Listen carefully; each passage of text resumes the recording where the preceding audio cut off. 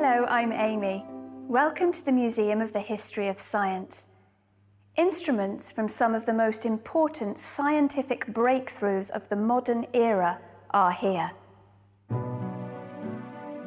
The museum has an unrivaled collection of scientific artifacts, and there are incredible objects wherever you look. This device was used by the Italian inventor Guglielmo Marconi to illustrate how radio waves work. Whenever he pushed a button, a bell would ring on the other side of the room. This was the first step towards the invention of the radio, which began the age of the mass media.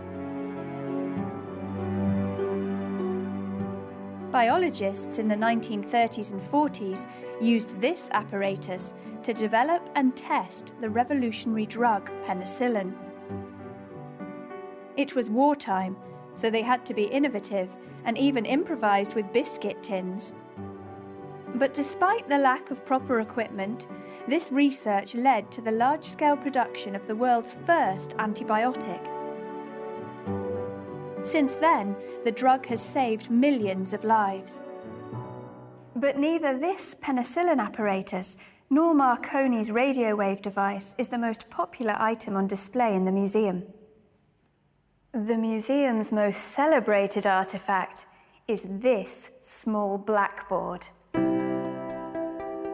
It might not look like much, but it was used by the genius physicist Albert Einstein.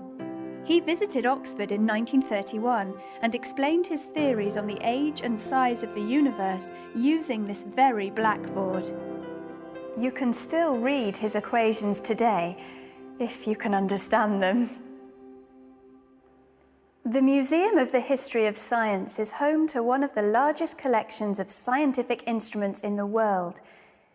It opened as a science museum in 1925, thanks to the donation of a huge collection of scientific instruments from this man, Louis Evans. Evans was a paper manufacturer, but always had a keen interest in science, even as a child. He didn't do well at school, and contemporaries reported that he could not spell, but liked blowing himself up with chemicals. As an adult, he travelled around the world, collecting artefacts from the worlds of mathematics, astronomy, and navigation.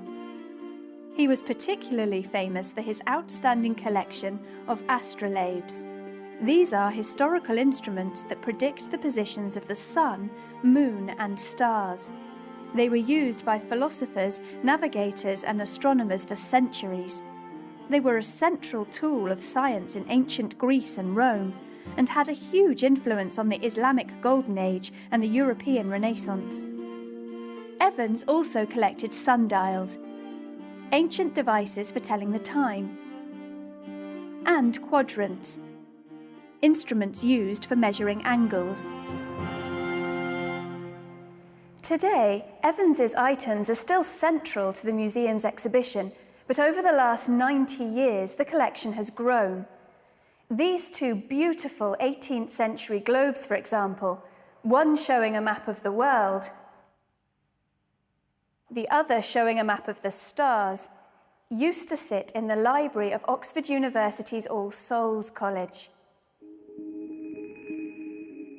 This ornate silver microscope belonged to King George III. This old astrolabe was Queen Elizabeth I's. And the famous British engineer Isambard Kingdom Brunel owned this sextant, an instrument used to measure the angles between 2 points. There's an old clockwork universe showing the orbits of the solar system, and a variety of timepieces from ancient civilizations. Some people think that science is all about facts and figures, but the items on display here, whether it's a beautifully crafted 16th century astrolabe or a wartime biscuit tin, really bring science to life.